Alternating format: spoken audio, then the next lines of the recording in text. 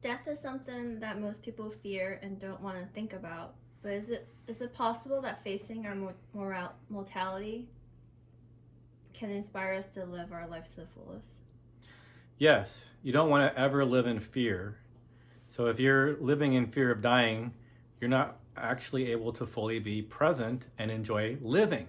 So yes, it helps tremendously to be able to face that fear and erase it. And I believe there is conscious and unconscious work to be done to get rid of the fear of death. Some people might say it's impossible, but it's not. You can finally achieve the Lakota saying "Ahokahe," which means today is a good day to die. There's nothing to be afraid of, and yet some people are deathly afraid of dying, which means they have some work to do. Now, the unconscious stuff is easier to talk about, but harder to do. And then I'll tell you about the conscious part of it that can help you not be afraid of dying anymore. The unconscious part is that you have feelings inside of you that are embedded in you. They're not conscious, they're not chosen, they're not what you choose to believe.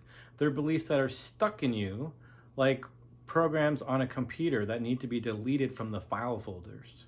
Like bricks that are stuck on top of your back that are weighing you down or making you feel afraid of dying. So you've got to learn how to remove those. There's 4 major tools for transformation. The first one you start with is the 7 steps to reprogramming yourself. And with that tool, you can erase the unconscious fear of death. In other words, you can imagine dying and not be afraid anymore. Wouldn't that be cool? Okay, but that's still not enough, even if you erase all the unconscious stuff. You still have to consciously choose a belief system that allows you to feel free to live and not be afraid of dying. I'm not saying wanting to die. You want to live with full passion forever, don't you? Of course you do. Some people say they don't want to live forever. It's because they haven't learned how to undo the suffering of their life. But when they change their life into a life that is one of their dreams coming true, then you want it to keep going. And then, of course, you don't want to die. But we're talking about the fear of dying. So I remember my grandmother, she didn't believe in anything after death. She said that when you die, you just turn to dirt. And of course, she was very afraid of dying. And I wanted to help her get over her fear by sharing with her my point of view. Now, I'm not saying my point of view is right. It's just a different point of view. The thing is, her point of view left her in fear for a very long time. My point of view causes no fear of dying. So I'm going to share with you mine, then you can decide if you like it or not. You don't have to like it. You might only like parts of it. Here's my view. When you die, you don't stop existing. That your mind, your conscious mind and your unconscious mind, your mind and your soul, which is the real you, live forever. That's what I believe, that all humans are designed immortal. Now, when I say your soul, you might say, I don't have any connection to what you mean by that. Think about this. Who is listening to your thoughts? When you have a thought in your head, you hear the thought. Who is the you that is hearing the thought? Isn't that the real you? Well, that real you doesn't die. This is what I believe, that you live forever. Okay, so then what happens? You go to heaven or hell? Well, if you study history, you find out that there really wasn't a teaching of hell from the great master Jesus. There was actually a teaching of going to heaven and then coming back, which sounds like the devil, like that's impossible.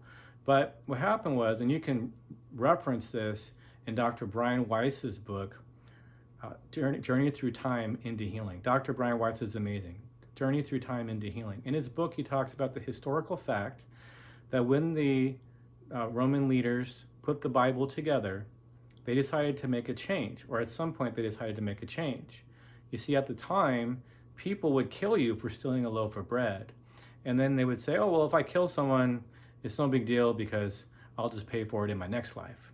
So they wanted to eliminate this idea of having a next life so that they could have peace and order. Think about how barbaric it was. Back then, Vikings would sail down rivers in their ships and just come into your town and murder all the men, steal all the women and children, and enslave them and take all the money. And it wasn't just them. That was part of the world, right? People fought brutally with each other. And so they just needed to come up with a way to survive and make things better at that time. That made sense at that time, which is not the original teaching. So that's okay. It makes sense why they did that, but we need to now upgrade to our time. There's no need to believe that you're going to burn in hell forever to scare you into behaving anymore. I hope I'm not challenging your mind too strongly. I'm hoping that you'll do your own research and decide if you think what I'm saying is true or not. Maybe I'm wrong. Maybe that's not the historical fact. This is just my point of view. So my point of view is there's no such thing as hell except for hell on earth. And therefore, there's no reason to be afraid of dying and going to hell. So then what does happen? Well, I believe that you die and you go to heaven, that every single person goes to heaven. And then that's it? You live there forever? No. I think you can choose to come back to earth or stay in heaven, or you could even be, say, a helper to the people that you know and love, and potentially do both. Many, many people report that after someone they love dies, that somehow they connect with them, they contact them, they do something in the physical world that proves their presence. It's a common experience. I've even have had it happen in my live seminars. Yeah, we were doing the 7 steps to reprogramming yourself for Elise. Elise's mom had died in a motorcycle accident 12 years ago, and we were erasing her horrible grief that her mom died. And she'd had it for 12 years, and we erased all of it. And the moment it was gone, the sound came through my speakers, the sound of Skype being turned on. I mean, the seminar speakers, everyone in the whole seminar heard the sound of Skype turning on. It's the only program that I know of that makes a sound when you turn it on. I didn't touch my computer. Everything was plugged into my laptop, and it just turned on its own right then and there. Everyone got a chill when Elise said, "Oh, that's just my mom." So it literally happened in the seminar. So her mom didn't go away forever. Some part of her spirit, her mind, was still in existence and was able to actually affect my computer to let Elise know that she's with her. Isn't that crazy? So I know there's a lot of stories of evidence of things like that happening. So there's nothing to be afraid of, is there? Because you're definitely not going to disappear. You're going to go on in a spiritual sense forever. It's only your body that will die. Well, it's not so scary then, is it?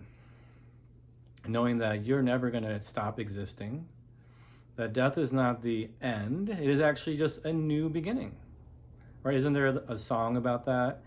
That song, Closing Time?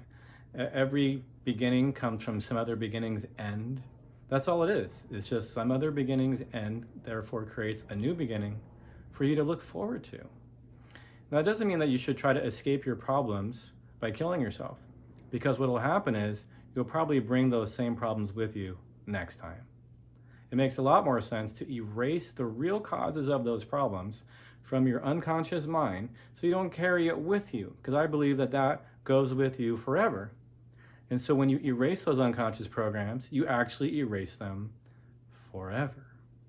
Forever, like literally forever. Not as an expression, but actually forever.